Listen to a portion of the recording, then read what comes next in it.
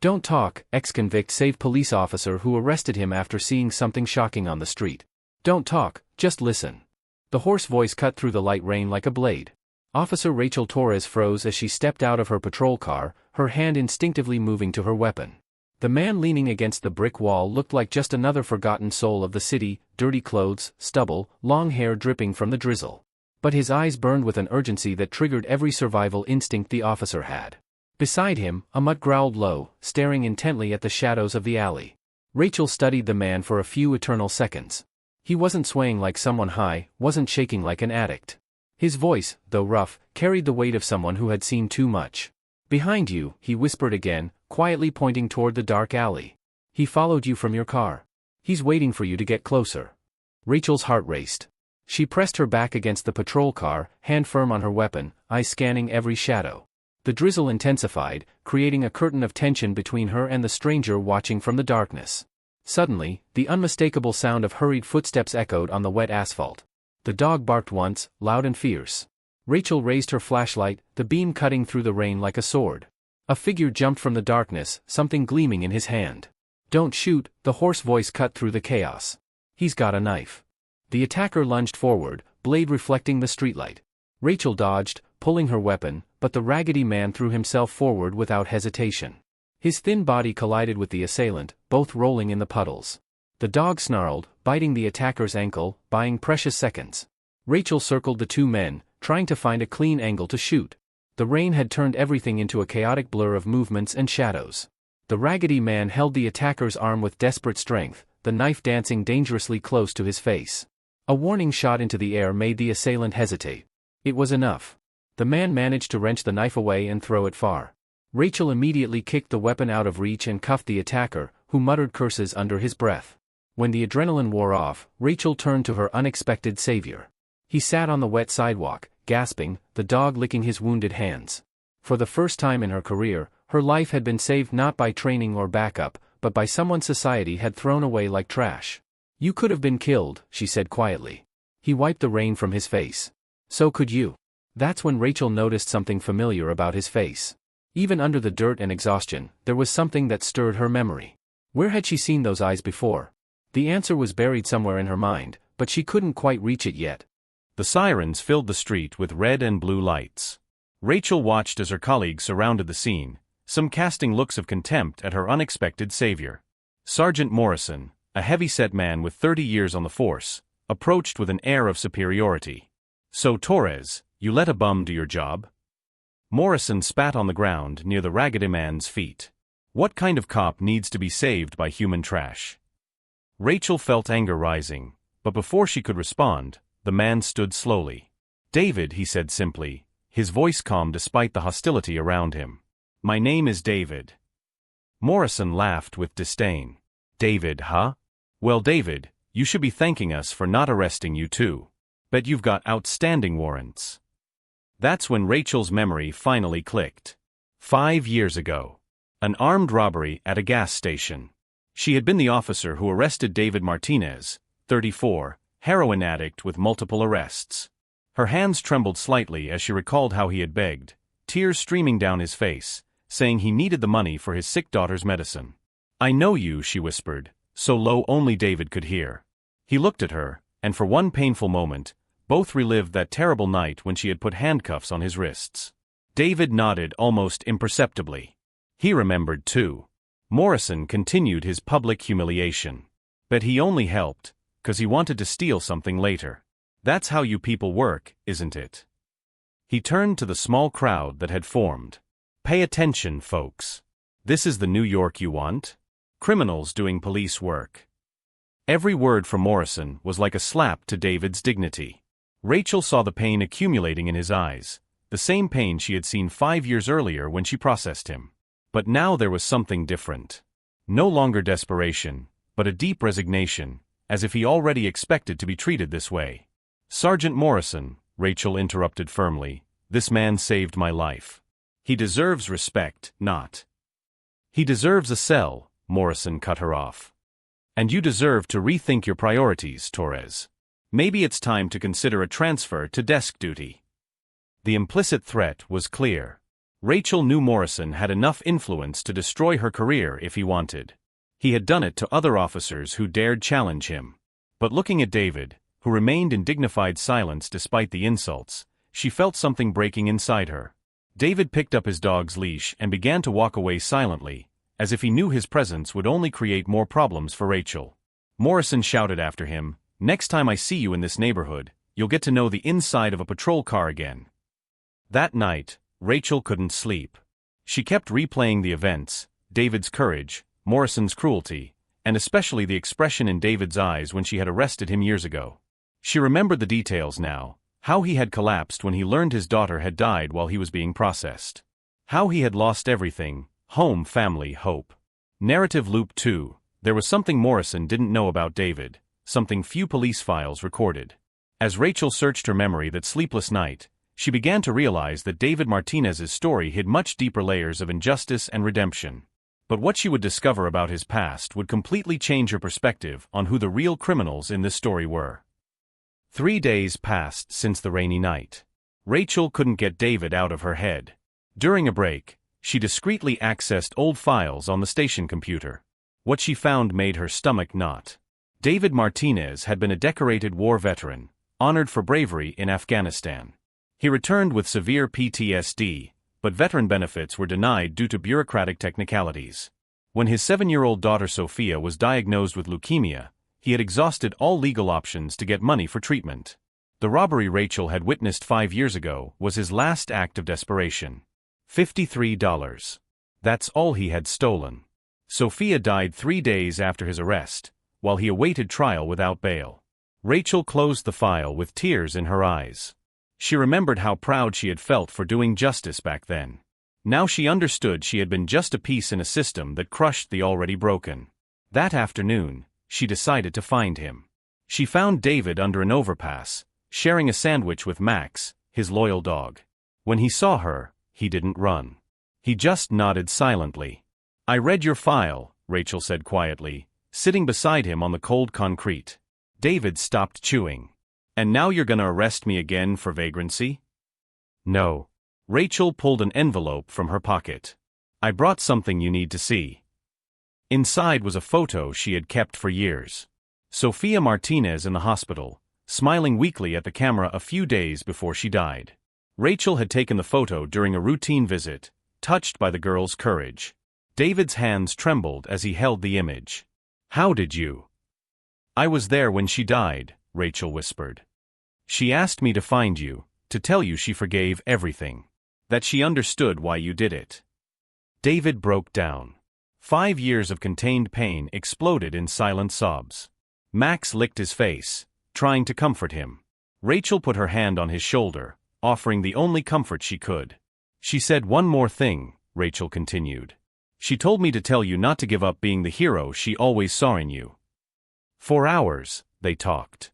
David told her about the war nightmares, the fight against addiction, the years on the streets trying to survive the guilt. Rachel shared her own journey, how that arrest had changed her perspective on justice and compassion. "Morrison doesn't know any of this," David said eventually. "Morrison represents everything that's rotten in the system," Rachel replied with contained anger. "He destroys people like you and feels proud of it." That's when David revealed something that made Rachel's blood freeze. Morrison isn't just cruel for cruelty's sake. He's got secrets of his own. I've seen him doing things no cop should ever do. Over the following days, David began telling disturbing stories. Morrison extorting small business owners for protection. Morrison planting evidence on innocent people to improve his arrest statistics. Morrison using his position to intimidate anyone who dared report him. "Why didn't you ever say anything?" Rachel asked. David laughed bitterly. Who'd believe the word of an ex-con junkie against a veteran sergeant? It'd be my word against his. But Rachel was thinking differently. What if it wasn't just your word? She began investigating discreetly. She talked to other rookie officers who had been intimidated by Morrison. She sought out business owners in the neighborhood who seemed nervous when Morrison walked by. Slowly, a pattern emerged. Morrison had built a small empire of corruption, using his reputation as a tough cop to mask his criminal activities. And David had witnessed it all from the shadows, invisible to those committing crimes in broad daylight. Do you have proof? Rachel asked during one of their secret meetings with David. He smiled for the first time in days. 5 years living on the streets taught me to observe. And to keep insurance. David pulled an old beat-up phone from his coat. Morrison never imagined that the human trash he despises so much knew how to use technology. Rachel and David's plan was put into action the following Thursday. Morrison had scheduled one of his collection visits at Mr. Chen's market, a Korean immigrant who had been paying $500 monthly to avoid problems with the police. David positioned himself strategically at a nearby corner, pretending to rummage through a trash can while his phone recorded discreetly. Rachel waited across the street, officially responding to a routine call, but actually coordinating the bust. Morrison entered the market with his characteristic arrogance. David managed to capture every word through the open window. "Chen, I hope you have my money. It'd be a shame if we discovered drugs in your establishment during a surprise search." The shopkeeper, visibly terrified, handed over an envelope. "Please, Sergeant Morrison, my family needs this business." "Then keep paying and your family will be fine," Morrison replied, pocketing the money. But what Morrison didn't know was that the FBI had been anonymously tipped off about his activities. Special Agent Williams and his team were positioned 3 blocks away, waiting for Rachel's signal. When Morrison left the market, Rachel activated her radio. "Operation in progress. Suspect confirmed receiving bribe." Within minutes, the streets filled with federal agents. Morrison, still counting the extortion money, was surrounded before he even reached his patrol car. "FBI. Hands up." The expression on Morrison's face was pure shock. He looked around desperately, searching for an escape that didn't exist. When he saw Rachel watching from a distance, his eyes narrowed with anger and understanding. "You have no proof," he screamed while being handcuffed. "Whose word are you gonna believe?" That's when Agent Williams held up David's phone. "Actually, we have 5 years of evidence. Audio recordings, photographs, videos. Your invisible friend here documented everything." Morrison turned and saw David walking slowly toward him, Max at his side. The man he had publicly humiliated, called human trash, now revealed himself as the person who had orchestrated his downfall. "You." Morrison spat in disbelief. "A homeless junkie." David stopped a few feet from him. When he spoke, his voice carried devastating calm. "Former Army sergeant, veteran of 2 tours in Afghanistan, and father of a girl who died because men like you make justice a privilege for those who can afford it." The crowd that formed watched in silence as Morrison crumbled. Business owners who had been extorted began coming out of their shops, some applauding, others simply watching with quiet satisfaction. "For 5 years," David continued, "I watched you destroy lives, plant evidence, blackmail working families. You thought I was invisible, that nobody paid attention to the bum on the corner. But invisibility can be an advantage when you're collecting justice." Agent Williams revealed the extent of the evidence: 62 extortion recordings, 14 cases of planted evidence, 23 false reports. Mr. Martinez documented everything meticulously. Rachel approached Morrison one last time. "Remember when you said I should consider desk work? Well, you'll have plenty of time to consider your own options for the next 20 years. As Morrison was put in the federal vehicle, he screamed one last time, "This won't last. You don't know who you're messing with." But his threats sounded hollow. The empire of fear he had built collapsed within hours. Other corrupt officers in the network were arrested during coordinated operations throughout the city. The investigation revealed a scheme that had stolen millions in bribes and destroyed hundreds of innocent lives. David remained calm throughout the operation. When reporters arrived, he declined interviews, preferring to let justice speak for itself. But Rachel saw silent tears running down his face when the last police car left with Morrison.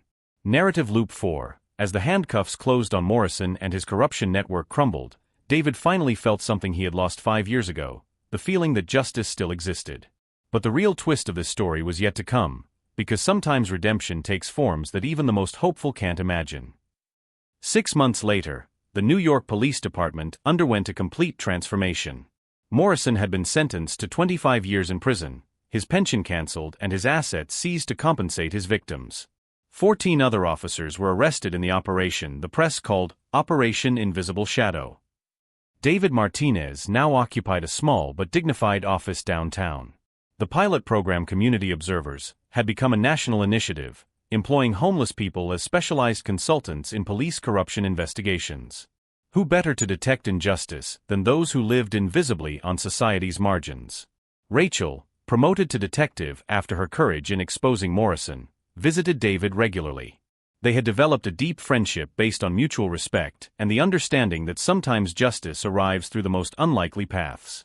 "Do you remember what you told me that first night?" Rachel asked during one of their coffee conversations. "That Sophia asked you not to give up being the hero she saw in you?"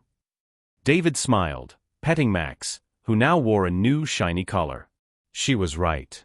I just had to learn that being a hero doesn't always mean carrying a gun or wearing a uniform." David's office was filled with thank you letters.